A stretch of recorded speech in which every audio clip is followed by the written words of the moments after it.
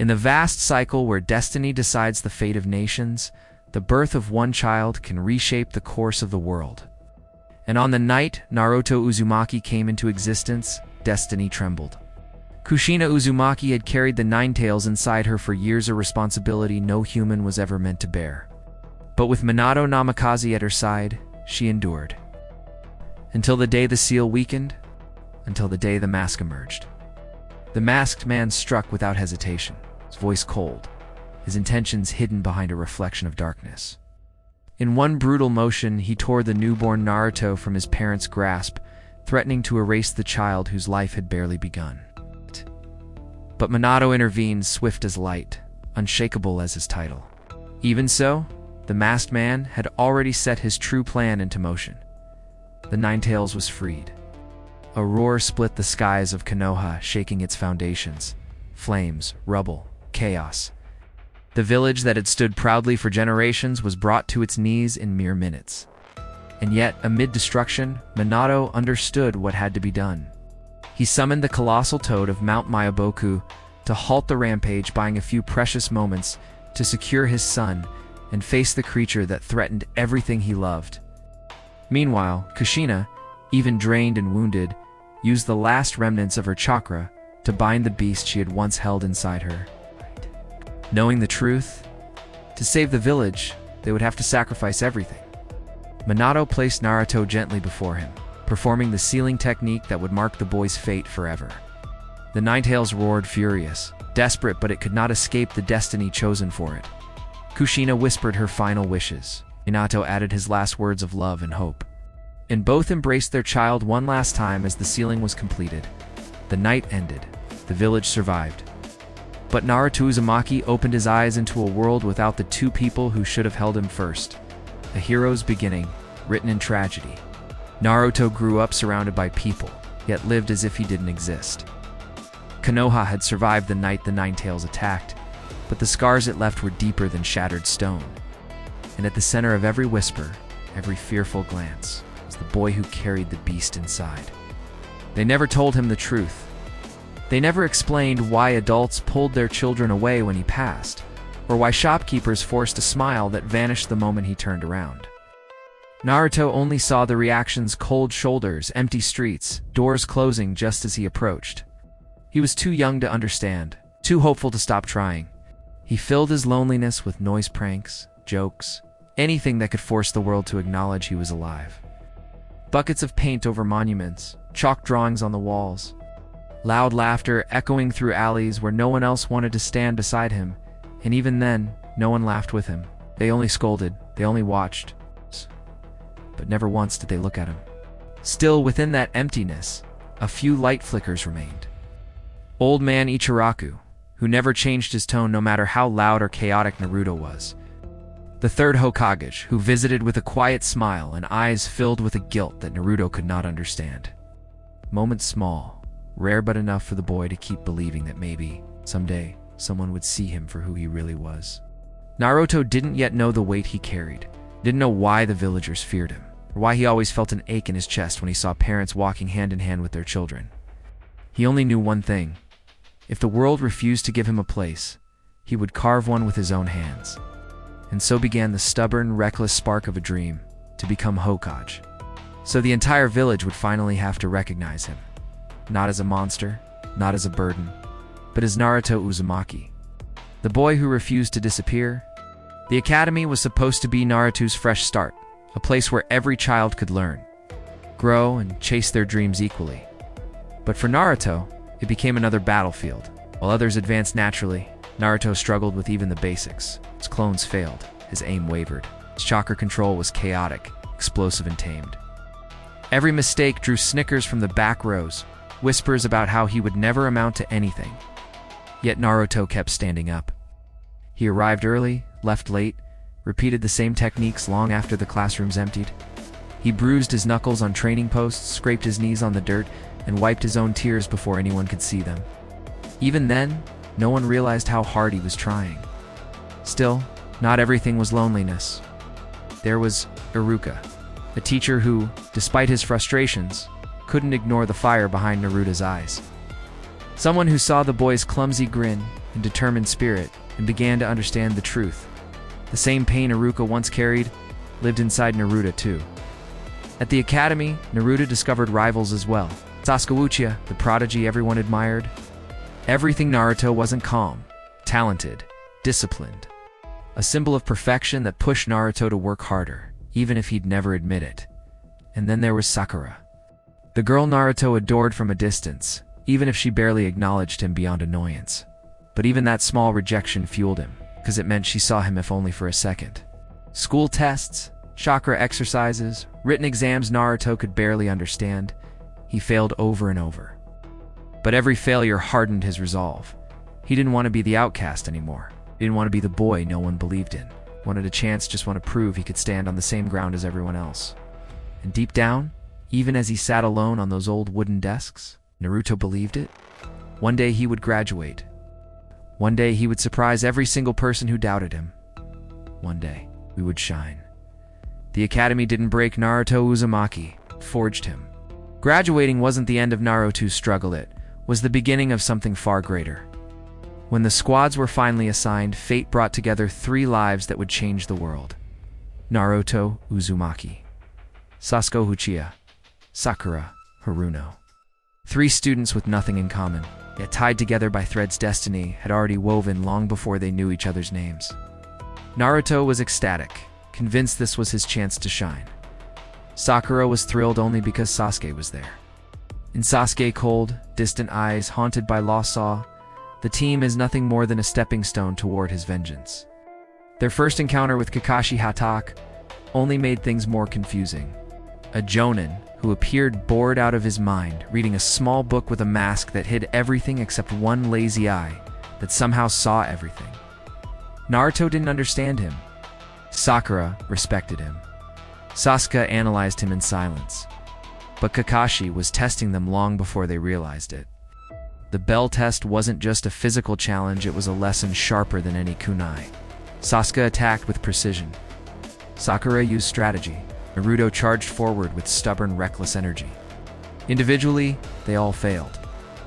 It wasn't until Naruto lay tied to a post, stomach growling, eyes burning with frustration, that Kakashi revealed the truth. No shinobi survives alone. It was that moment when Sasuke offered Naruto food despite the rules, and Sakura didn't hesitate to share as well. That something shifted. Kakashi smiled beneath the mask. They had broken the rule, but understood the lesson. Those 3 unpolished and perfect, constantly bickering, were finally a team. From that day on, they trained together, bled together, argued endlessly, and pushed one another to grow. Sasuke's quiet excellence lit a fire under Naruto's determination. Sakura's intelligence balanced their chaos, and Naruto's energy reckless, as it was forced both of them to move, to react, to adapt. Kakashi watched it all unfold, guiding them with patience and a heart still carrying its own scars. Team 7 wasn't perfect, but it was real, and for Naruto, for the first time in his life, felt like he belonged. The first true mission outside Konoha was supposed to be simple. An escort, a protection detail, nothing more. But the Land of Waves would become the crucible that transformed Team 7 from inexperienced students into real shinobi. The Oda de Nobi Tazuna, the old bridge builder they were assigned to guard, seemed harmless enough. But his trembling hands and nervous glances hinted at a truth he wasn't ready to confess. And when the first ambush struck the demon brothers emerging from poison chains, Naruto felt, for the first time, what true terror looked like. His hand shook. His breath froze. He hesitated. Yet in that hesitation, he found something else. A spark of courage he didn't know he had. He stepped forward, bleeding, trembling, but refusing to run. It was the moment Naruto stopped being just a loud, lonely kid and started becoming a shinobi. But the true trial awaited them on the misty shores ahead. Zabuza Momochi, the demon of the hidden mist, stood before them, a warrior whose killing intent froze the air itself. His presence alone suffocated Team 7, pressing fear into their bones. Only Kakashi remained steady, eye to eye with the monster who had once bathed battlefields in blood. Mist swallowed the world around them. Blades flashed, killing intent collided. For the first time, Team 7 witnessed the true scale of power at play in the world, a level they could barely comprehend. And then came Haku, a boy with eyes full of gentleness and a will forged in tragedy. Behind his soft voice lived a weapon sharper than any kunai. His devotion to Zabuza was absolute, a bond deeper than loyalty, stronger than fear. Naruto didn't understand him at first, but soon he would. The battle reached its peak within Haku's crystal ice mirrors, a prison of cold beauty where even Sasuke's talent fell short. Where Naruto tasted helplessness deeper than anything he had known at the academy, that when Sasuke collapsed, blood staining the ice, something inside Naruto shattered and awakened. For the first time, the Nine Tails stirred with real fury. But even that power couldn't erase the truth of the world they stepped into. Ninjas fight for dreams, for survival, for people they love. And sometimes, those dreams collide. Zabuza's tears, Haku's sacrifice, Tozuna's hope for his village, all of it carved itself into Naruto's heart. The Land of Waves wasn't just their first mission. It was the moment Team 7 learned what it truly meant to protect, to fight, to lose, to grow. When they walked away from the completed bridge, later named in honor of two fallen warriors, they weren't the same children who had left Konoha. They were something else now, something stronger, something unbreakable. Team 7 had taken its first step into the world, and the world had left its mark. The Chunin exams were meant to test skill, intelligence, and teamwork. But for Naruto, they became the stage where friendships deepened, enemies emerged, and the world revealed just how vast and dangerous it truly was. The atmosphere in the academy changed the moment they walked into the exam hall. Dozens of genin from every corner of the shinobi world crowded the room, each one hungry for recognition, for rank, for survival. Some glared, some ignored, some analyzed, but all carried the same desire: to prove themselves. Naruto felt the tension instantly. For once, his loud confidence didn't fill the space. Instead, he swallowed hard, standing beside Sasuke's calm composure and Sakura's sharpened determination. The first test wasn't about strength. It was about deception, intelligence, the ability to gather information under pressure without being caught. Naruto stared at the paper in front of him, the questions impossible, the room suffocating. But when faced with the final challenge, to either trust himself or give up, he raised his hand and shouted his answer with that same reckless fire he always carried. It was enough. They passed. But the true examination began in the Forest of Death, a killing ground disguised as a test site. A place where Jen and Kadan did lose their lives. Naruto, Sasuke, and Sakura pushed through the twisted trees, until the forest itself seemed to turn against them. A presence stark, suffocating, fell through the canopy. Orochimaru, a name whispered like a nightmare, a smile that cut deeper than steel. His power dwarfed anything Team 7 had ever faced. Sasuke trembled. Sakura froze. Naruto reacted on instinct, reckless, fearless, charging straight into a force that could have ended him in seconds. The battle left marks none of them could see yet, scars on their spirits, curses on their destinies. Still, they pushed onward. Allies appeared. Shikamaru and his quiet brilliance. Hinata's shy but unwavering courage. Lee's blazing spirit. Neiji's cold precision. Gaara's chilling silence. Every encounter added weight to what lay ahead. Then came the preliminary battles, a stage where resolve was tested under the gaze of every rival. Naruto faced Kiba, a fighter faster, sharper, more experienced. Everyone expected Naruto to fall, but he rose again and again. He twisted the battle with raw unpredictability, with a stubbornness that refused to break, and in the end, he won. One victory, but 1,000 doubts shattered in its wake. And finally, the main tournament. Friend against friend. Village against village. Dream against dream. Naruto stood under the sunlight of the arena, looking at all the faces watching him, every voice waiting for him to fail. He clenched his fists. He breathed deep. He remembered everything that brought him here. The Chunin exams weren't just a path to promotion. They were the crucible where Naruto Uzumaki stepped out of the shadows and forced the world to see him. What began as a prestigious tournament, a gathering to showcase the skill of the next generation, quickly twisted into a nightmare that would burn itself into the history of Konoha. As the matches progressed, shadows moved behind the scenes. Whispers drifted through the stands. And high above the arena, serpents of deceit coiled into place. Orochimaru had come for more than a spectacle. He came to shatter the leaf. The moment the signal was given, chaos erupted. A genjutsu swept across the audience like a dark tidal wave, dragging citizens into unconsciousness. Explosions cracked the air. Foreign shinobi descended from every corner of the stadium. Allied forces of sound and sand bared their fangs all at once. Team 7 watched the world they knew turn into smoke and fire. But even amid the chaos, Naruto's focus locked onto one thing: Gaara. The quiet, eerie boy who had stood among the competitors had now become something monstrous. Shukaku's presence twisted the desert winds around him, pushing Gaara into the depths of madness he had spent his life drowning in. Sasuke was already in pursuit, driven by both rivalry and duty. Naruto didn't hesitate.